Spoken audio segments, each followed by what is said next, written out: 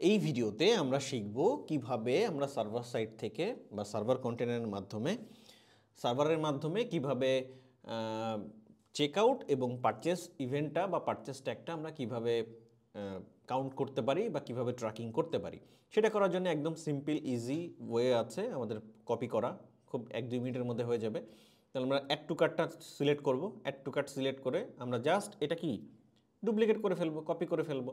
তাহলে আমরা এখানে ক্লিক করলাম, এই জায়গাটা এসে কপিতে ক্লিক করলাম, তাহলে আমার অ্যাড টু কার্টটা কপি হয়ে গেল।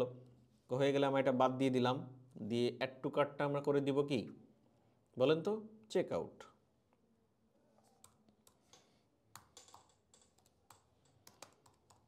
Check out tag. আচ্ছা, তাহলে আমরা এখানে ক্লিক করলাম, ইভেন্ট নেমটা চেঞ্জ হয়ে যাবে। ইভেন্ট নেমটা কি হয়ে যাবে?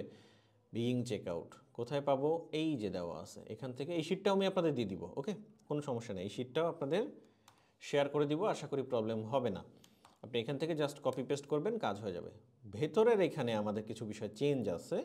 ইভেন্ট প্যারামিটারে যদি আসি, এই জায়গাটা একটু নিচের দিকে যখন আমি আসব, তখন আমি দেখেন কোথায় কোথায় চেঞ্জ হবে। চেক আউট আর পারচেসের ক্ষেত্রে ওয়েবে যেমন চেঞ্জ ছিল, সার্ভারেও তেমন চেঞ্জ আছে। কোথায় কোথায়? আইডিতে, নেমে আর ভ্যালু, এই 3 জায়গায়। তাহলে আইডি আমার কি হবে?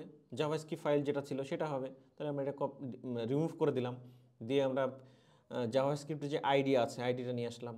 এই যে নেমেও আমার চেঞ্জ হবে। নেমটা কোনটা হবে? জাভাস্ক্রিপ্ট যে নেমটা আছে সেটা হবে, এই যে জেএসভি প্রোডাক্ট, এই যে পারচেস প্রোডাক্ট নেম এটা হবে। ভ্যালুটাও আমার চেঞ্জ হবে। ভ্যালু তো প্রাইস হবে না, প্রাইসটা শুধুমাত্র কোথায় কোথায় হবে? ভিউ কন্টেন্ট এবং অ্যাড টু কার্টের ক্ষেত্রে। বাট চেকআউট এবং পারচেসের ক্ষেত্রে হবে পারচেস ভ্যালু নামে যে ভেরিয়েবলটা আমরা করেছি সেইটা। এটা অবশ্যই মনে রাখবেন। সেটা কোথায়? এই যে পারচেস ভ্যালু। চেঞ্জ করে দিয়ে এটা দিয়ে দিলাম, ওকে। বাকি যেখানে যেটা আছে আর কোনো চেঞ্জ নেই। এবার শুধু চেঞ্জ ট্রিগারে। অ্যাড টু কার্ট ট্রিগার তো এটা রিমুভ হয়ে যাবে, কারণ আমরা এখন কি করছি? Check out. তার মানে এটা বাদ। আমরা ট্রিগারটা দেখিয়ে দেবো কোনটা? চেক আউট ট্রিগার দেখিয়ে দিব। চেক আউট ট্রিগার কোথায়? এই যে চেক আউট ট্রিগার। শেষ হয়ে গেল, সেভ, কাজ শেষ। আমাদের কিন্তু আর কোনো কাজ থাকলো না চেক আউটে। এবার আমাদের যে কাজটা করতে হবে, আমাদের পারচেসটা করতে হবে। তো পারচেস কোথায়? এফবিএসএস। চেক আউটটা সিলেক্ট করব। চেক আউটটাকেই আমরা ডুপ্লিকেট করে দিয়ে জাস্ট শুধু নামগুলো চেঞ্জ করে দেবো। এখানে আর অন্য কিছুই করতে হবে না।